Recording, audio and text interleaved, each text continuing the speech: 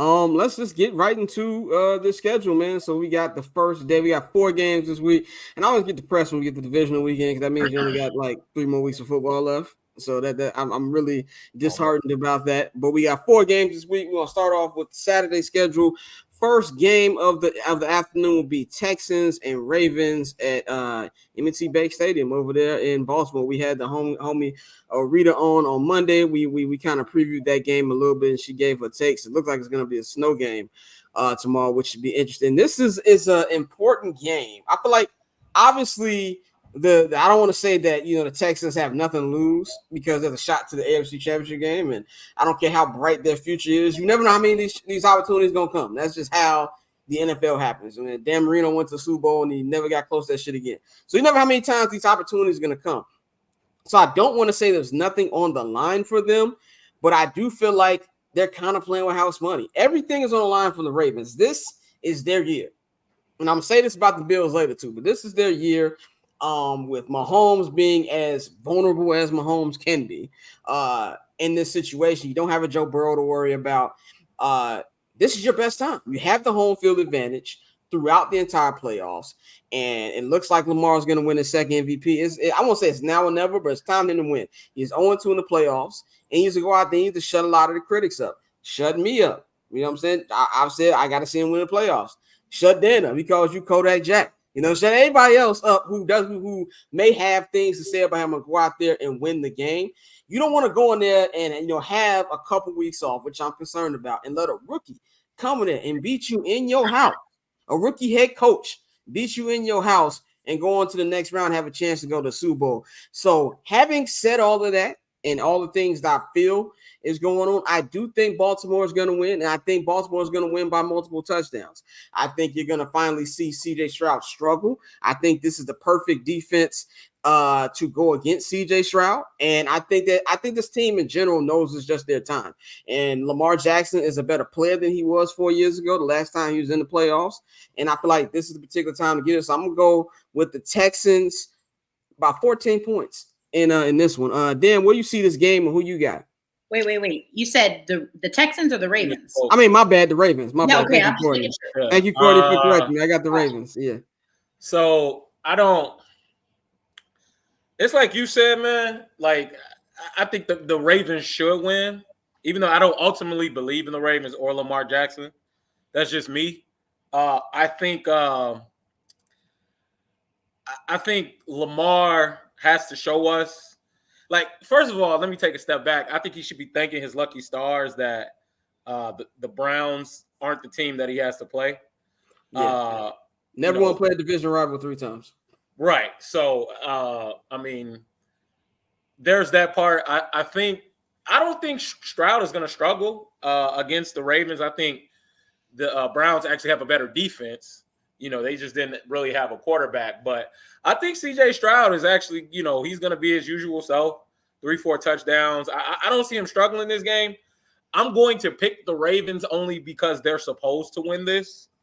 And they really have no fucking choice. But I kind of disagree with you there. I feel like the Texans no one expected this. They don't really actually have weapons out wide or in the backfield that are like substantial threats, and they're still doing what they're doing. So, but I'm picking the Ravens by, let's say, a touchdown. All right. Courtney, what you got on this game? Yeah, I mean, like you said earlier, the Texans really are playing with house money. That is not to discredit the incredible season that they've had by any means. And in my opinion, I do think that the sky's kind of the limit for them, especially the luck that they've had this season. Without Tank Dell, that was huge. They had no CJ Stroud for a couple of games and still managed to win the division. I still like the Ravens by, I'd say, probably 14 points, a minimum. No, Marlon Humphrey was not great for the Ravens, but I still think CJ Stroud struggles, throws maybe, I'd say, two picks, and the Ravens win by 14. All right, so you on my side, Dante. How you see this one? I think 14 is extremely aggressive. I hear y'all, but I think that's aggressive. Like, they said it's going to be windy and rainy or snowy. That's all. Yeah, I mean, but my boy did this thing at Ohio State. So CJ Stroud ain't the one I'm worried about playing in the elements. I do think that'll slow the game down a little bit. But this is a perfect clash of styles. You got the Ravens, who played the best zone in the league all season, and you have CJ, who was one of the best quarterbacks against the zone all season. So seeing them really go against each other, I have the Ravens, but I think the Ravens are gonna win by probably a Justin Tucker field goal. Like, I don't think it's going to be a game where they really just kick their ass. I think the Texans are real. They legit. They're well coached. They're well disciplined team. And I know we talk about they don't have a lot of weapons, but that's one of the good things about, having coaches that know what they're doing, because they scheme guys open when you watch them play. Like CJ is throwing the guys, in space, getting them in space, making the anticipatory throws that everybody talks about. I know that's the new buzzword for quarterbacks, but he's been doing it all season. So I think he'll keep doing that. But this Ravens defense combined with Lamar Jackson, like I said, I got the Ravens by a Justin Tucker field goal. And that would be interesting to see Justin Tucker, because he has not been lights out this year either. So, and especially in those elements, that would bring a little bit of intrigue to it. Bang's in the bathroom break right now. But he did say in the chat that he's going Ravens. So we're going to move on to the next game. This one, Packers-Niners, which is the most played playoff game in NFL history. These two have met the most. They met over 10 times now. And this is something that the Niners have had the Packers number the last couple years. They've had the Packers number at Levi. They've had the Packers number at Lambeau Field. This to me is an interesting game. All Packer hate aside, the Packers can win this fucking game. No, they would not surprise me if they win this fucking game. There's another team playing with house money. You got a guy in Jordan Love, who's playing very well, dominating. You got the Packers. This was supposed to be a retool year. I hate the word rebuild, because to me, rebuilds only matter in the NFL, in the NBA, and in Major League Baseball. I feel like it's retools. I mean, I think the Texans are a prime example of that. This is a retool year for them, and here they are with a chance to go to the NFC Championship game. And the thing that scares me about the Niners is the same thing that scares me about the Ravens. These niggas have been off for 3 weeks. And the bye week to me is the gift and the curse. And you got a team with the Packers been in the playoffs for the last month and a half, and they're coming in there feeling good. Matt LaFleur has, experience against this team. And like you just said, Dante, what you gonna do, Brock Purdy? Like, this is your time. Everybody is saying that, you can't do this, you can't do that. All the guys who Cam Newton called game managers are out of the fucking playoffs. You know what I'm saying? You might be the next one to add to the fucking list. And if you look at everybody else in the NFC, the Cowboys was a team people will talk about you might have to go against. The Eagles, everybody wanted to see that Eagles-Cowboys rematch. Eagles-Niners rematch. Them niggas are out the playoffs. So this is your conference to lose right now. You're at home. You have to get it done.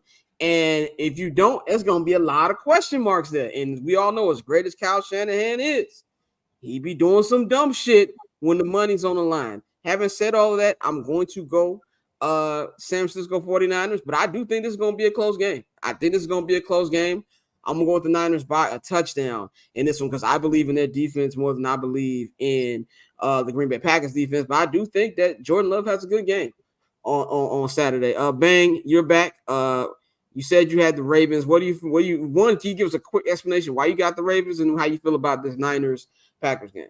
Because that defense, simple as that. And as far as this 49ers game, I don't think this game is going to be close. I think that the 49ers are going to come out there and make a statement. I have the 49ers by at least 17. Okay. Dan, what you feel about this one? Yeah. So it's one of them games where it's like Bang said, the 49ers should wash the Packers, but we said that about the Cowboys too. So, for me, I think Brock Purdy's unproven. I think the Packers are just like not giving a fuck and just having fun out there. You can tell, like, there is no pressure really. So, for our purposes, I'm going to pick the Packers. For our purposes, I respect it. Just because I know that would like crush the soul of a lot of people in Cook County. So I'm gonna take the Packers by like, I don't know, a touchdown, just for shits and giggles. However, if they, this is a game that they should die in. So I'm gonna leave it at that. I respect that. Courtney, how you got this one rolling? Yeah, this is one of those games that for me, I think is also going to be, I guess not a blowout, but I got the Niners by 14. I don't think that the Packers are going to be able to contain Christian McCaffrey, and I think he's going to give us at least 2 touchdowns on the ground. So I'll say Niners by 14 as well. But good luck to the Packers. So you're going to say there's going to be a chance of me tweeting the Stone Cold, that's how a white man runs the football. We're going to get a couple of them 100%. during this game. Dante, how you got this one rolling, man? Man. I can't say it. I got the 49ers. I can't say it. I thought I wanted to say I thought about it because like they was playing well. They've been playing well, and Buddy is everything that we didn't want him to be. But I think Jordan Love plays well. But I got the Niners by a touchdown. I don't think they're gonna blow them out. I do think it'll be one of those games where the Niners will be up by like 7 or 10 the whole time, and the Packers will like make it a game. But the Niners will be in control start to finish. I got the Niners. That paper on this player haters old news, money on the other line, so I'm not gonna hold you. Money on the other